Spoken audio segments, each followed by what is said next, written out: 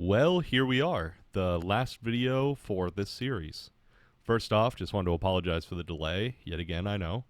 I set many time frames in my head, but I can't always meet deadlines. For me, my family comes first, trading comes second, and making these videos comes third. However, I will say that the gap between videos is likely a good thing because I see certain things being mentioned in the Discord server. People are wondering why things are done one way and not another. They're questioning things, asking why don't they just look for a C1 exit right off the bat. The people who are asking questions and thinking in this way are likely the ones who are going to be more successful in trading. By asking and questioning methods, you are typically gaining a deeper understanding as for why things work the way that they do instead of just how. A lot of you guys went out looking for answers and figuring out other paths on how to move forward instead of just waiting for the next video. I commend all of you who have done that. So a quick update on automatic trading before we jump into everything. The automated trading for this algo is now live. I know we had a couple of delays, mainly because that was because of the FIFO rules here in the United States. It's all fixed now. It should be working smoothly. I've tested it for some time to make sure there were no errors. I created the EA using FXDreema.com. It is going to be running on Oanda, IC Markets, XM Markets, and Dukascopy. All the demo accounts are starting with a $10,000 balance. Accounts will run for 2 years on my personal server, which runs basically 24/7. Multiple accounts are used to document variations in data between brokers and to see how much signals differ between said brokers. So again, I do not follow all the typical rules for this algo, mainly for simplicity's sake and also to make it easier for you guys to beat. When you start making your own algos, you should follow the rules that you want and that you think are going to be beneficial for you. Alright, so it's time to jump in. Let us start with the exit indicator. Remember that your baseline will also give you an exit signal. So if your exit indicator is too slow, it may never really get hit. So normally I will start with the Arun up down and then start testing out other indicators to try to get better results. If you don't really have a list of exit indicators you like, I would suggest try starting with your list of good C1 indicators. Personally, I prefer a fast to medium speed, otherwise you're not going to hit your exit indicator. I try to keep most of the settings as close to default as possible. I don't try to test out every single possible combination or moving average within an indicator for this. And if you want to try out new indicators, I suggest running what you have so far with the baseline C1, C2 in visual mode. Then you can drop new indicators on the chart to get a feel for how the exit indicator you want to try out works. You know, see what range you may want to start your testing out at. Alright guys, so let's jump right on in. What we have here is our saved settings for the BCC for baseline, confirmation 1, confirmation 2. Everything's already input for us. What we're going to want to do is finalize inputs 5 and 6, which 5 is the main setting for the indicator, and 6 is going to be the actual moving average that is selected. So, jump on over here. This is from the last video. We decided that we wanted to do, well, I decided I wanted to do past 322. So what we're going to do is take a look. 322 is input 5 at 84, input 6 at 4. So let's go on over here. We will do 84 and 4. And all we have to do is deselect these two right there. So we are looking for an exit indicator. The one I always start off with is the Arun up down. So I'm going to select that, We don't need this anymore, so let's go ahead and open this up. Control F, Arun 1400. If you want to take a look, that's basically what the Arun up and down is. It's very easy to read. If it crosses over, it's a buy. If it crosses over, it's a sell. But we're going to use this to exit and not to enter the trades. So let's go back over here, go down to exit, input 1400. Change this. We're actually going to do it as input 7. Okay, so for the exit indicator, we're going to want to do probably start at 10. We want it to be fast, but not too fast. We're just going to do a step of 1, and honestly, 60 looks good. We'll just keep it at 60. I don't think anything beyond that is really going to make too much of a difference. I feel like anything longer than 60, and I know this from looking at this indicator for quite some time, that you're more likely to get an exit from a C1 if you are taking C1 exits, or from an actual baseline exit. Next bit that we're going to do, because we might as well, is change this over to algo test, even though we don't have the volume on it yet. So by switching this to algo test, that basically means all this stuff is pretty much comes into play. Even if you had standard entry and baseline entry as both set to false, it would still be looking and taking those trades when we had the previous selection. So we got to make sure that every rule that we want is going to be selected. So we are definitely doing the baseline entry. So as I've stated before, I'm not doing any of the rules, mainly for simplicity and to make it easier for you guys to beat this algo. We definitely want to do the baseline exit.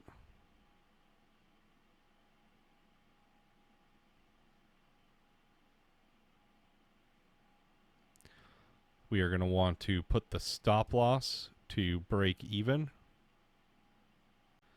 We're going to want to go down here. Risk per entry still 2%, but we want to change that first order risk now to be 50.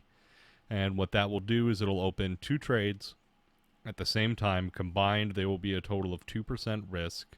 One will have a take profit, one will not. All right, so the last bit is going down here. We had the win rate simple, only the take profit and stop loss being hit before. So now that we have an exit indicator in, we can change that up. At this point, you can put whatever you want. I tend to go to straight up ROI. We'll do one little walkthrough, make sure we got everything.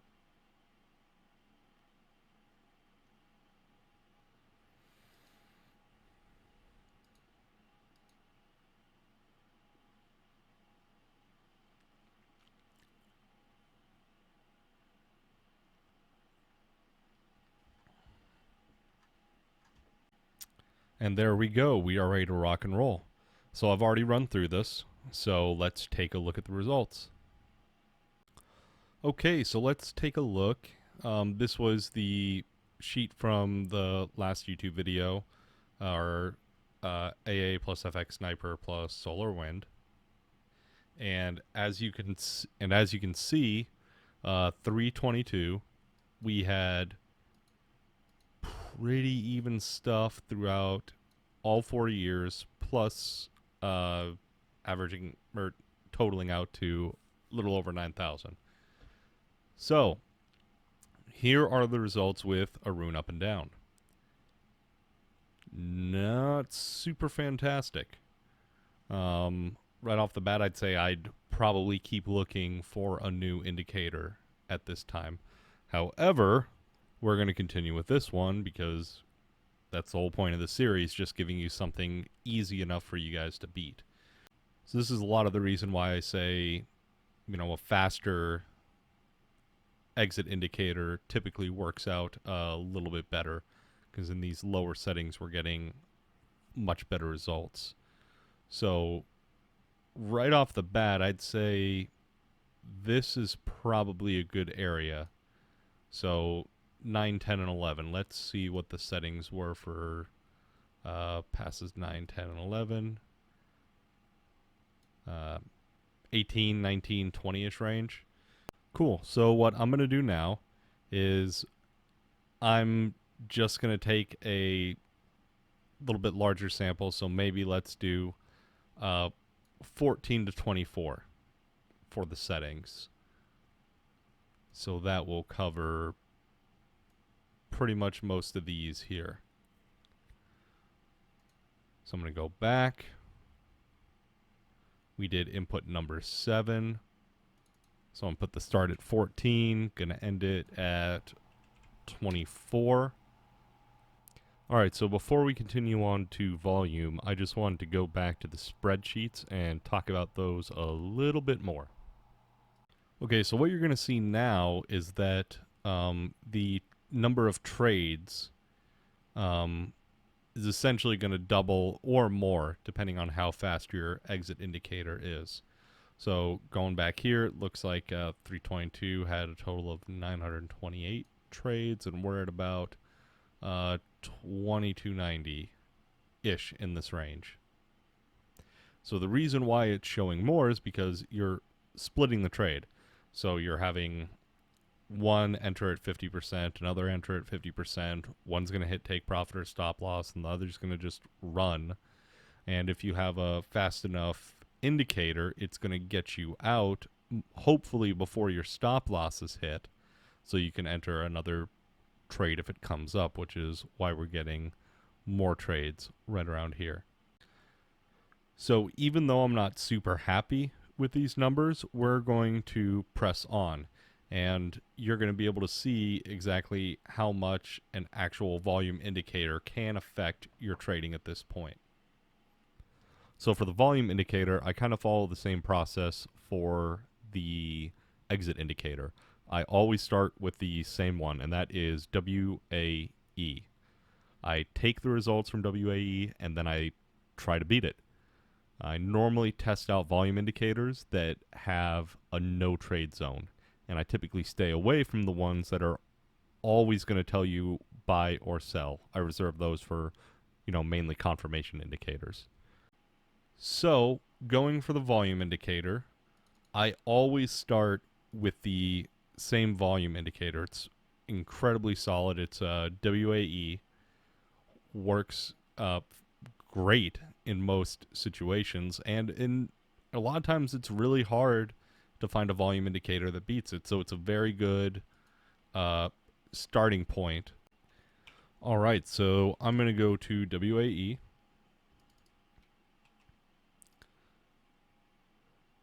This is basically what it looks like. The only thing I ever mess on with this is the sensitivity. So what the sensitivity does is basically takes this moving average and moves it up or down.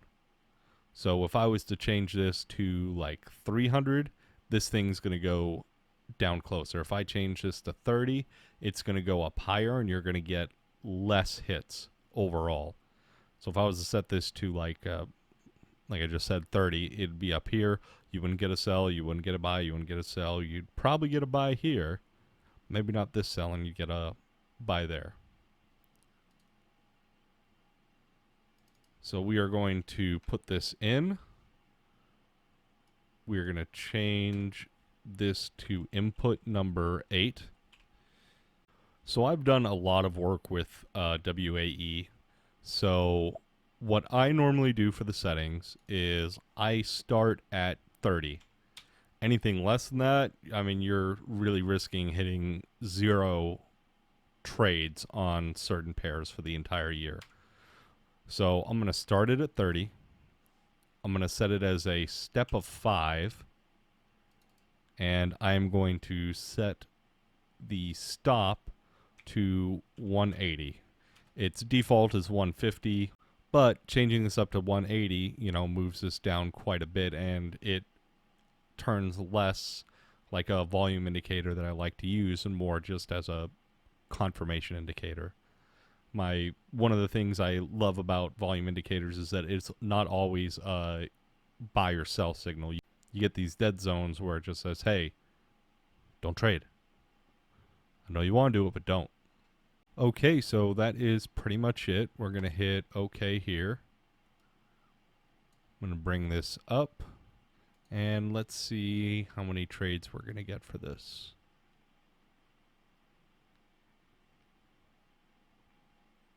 Uh, 341.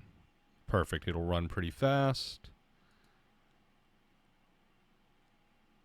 And again, I use WAE a lot, so I know what I like in this indicator. That's why I'm, doing a step of 5, because it's a much broader area that we're going to want to hit.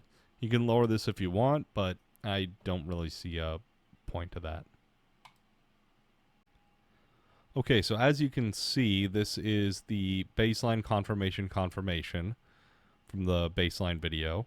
The one that we liked, we had fairly even profit across the board, 928 trades, 9,000 in profit.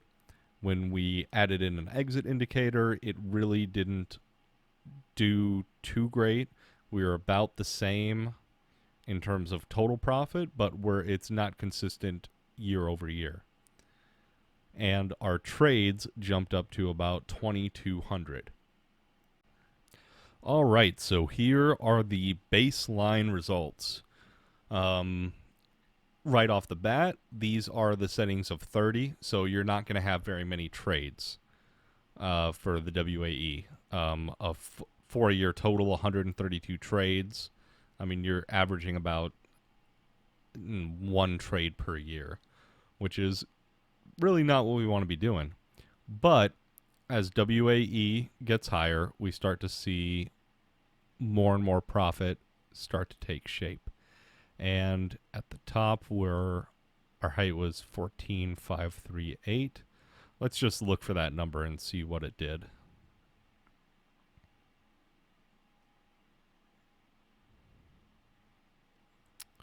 And there it is,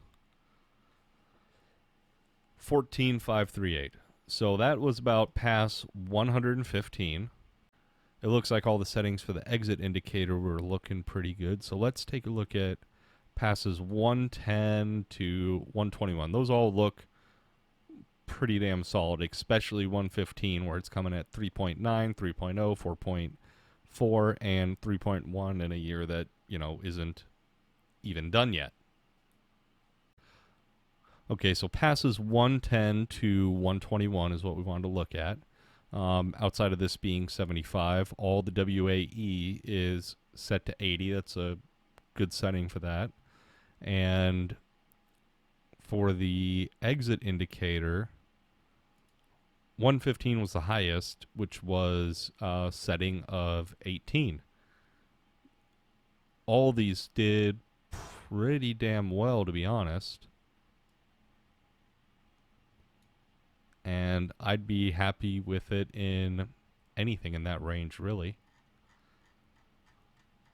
One last thing we can do is if we wanted to, we could just sort by total profit. And you can kind of see some of the other big guys.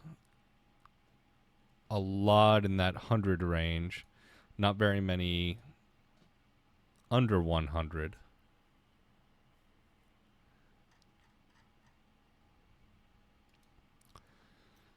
So, I mean, it doesn't always work by total profit, but, I mean, that looks pretty solid. I switched this over to OnTester because I wasn't really looking for win rate at this point. You could do profit factor if you wanted. Actually, now is probably a good time to mention it too. I've been working on newer sheets. You can see that the average profit factor, total profit factor, OnTester is on this one, and I decided to do ROI. So you can also sort by ROI to see what the highest is, which actually doesn't look too much different than sorting by profit. The other big change, and I'm going to be putting it in a video as well once I am done and fully happy with the sheet, is I added some stuff to the profit overview tab to where the profit factor is in. There were a lot of people asking me or saying that, you know, they really like to look at profit factor and if I could put it in. That one was easy to do. And the other big thing is there's now a thing that says status of pasting, which basically, if this doesn't have a number in it, it's red. So that way, when I paste into the sheet, it looks for that to be green before it moves on. If you don't know what I'm talking about, it was from one of the first videos I did, which was how to test an indicator or EA in under an hour across all 28 pairs.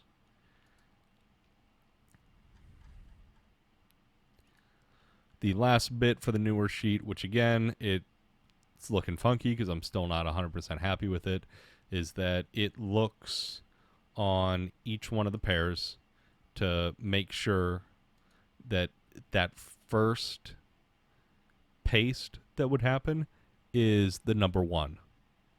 So if for some reason the sheet was out of order and it failed and it started backwards or randomly, if it was like 522, it would tell me that there's an error. If this doesn't equal 1, it turns red. If the total doesn't equal 28, it turns red.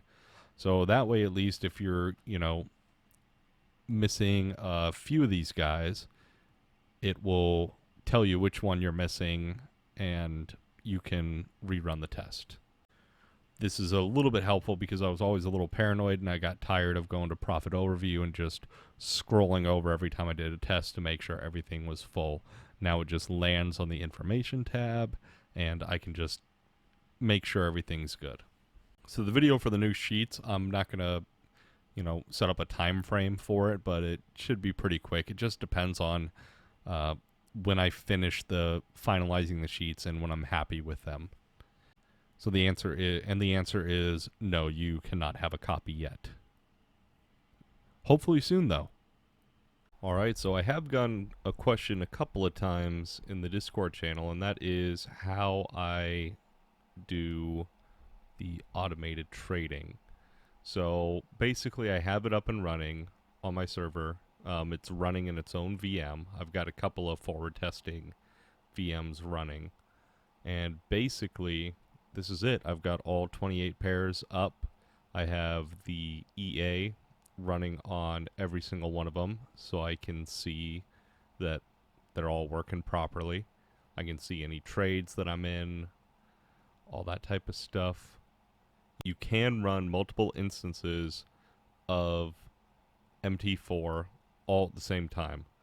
I've done up to 10, haven't seen any real issues, but I tend to keep it a little less than that. I don't really have a reason. I just am superstitious a little bit. So all these are individual MT4 platforms that are running. This EA is running on Oanda, IC Markets, XM, and Dukascopy. And that is pretty much it. Now, before we end the series and do closing remarks, I want to revisit the spreadsheet that we made in the first couple videos that basically helps us stay organized. So, it's going to change depending on what type of data you're looking at, but this is a good start, and hopefully you guys can edit this to however it helps you the most. So we have our C1, then we went and found C1, C2, and then we started going into the standard deviation sheets, looking at year after year. So everything from this point out is all going to be pretty much standard deviation. So we have our C1 and C2. When we added the baseline, we decided to go with past 322. Then we started looking at the exit with a rune up and down, and then we would test out multiple different ones like Rex or SSL or whatever you want to test. And then when you find one you like, that's when we would go over to volume and test out several different volume indicators to see what's going to work the best. And typically, once I get to volume, I'll start naming it in order. So this would be Algo 1-A. If I was to test something, another volume indicator, it would be Algo 1-B. Something like that. All right, everyone. Thank you for watching. I really hope that you're able to take away something useful from this video series and that it helps you with finding your perfect algo.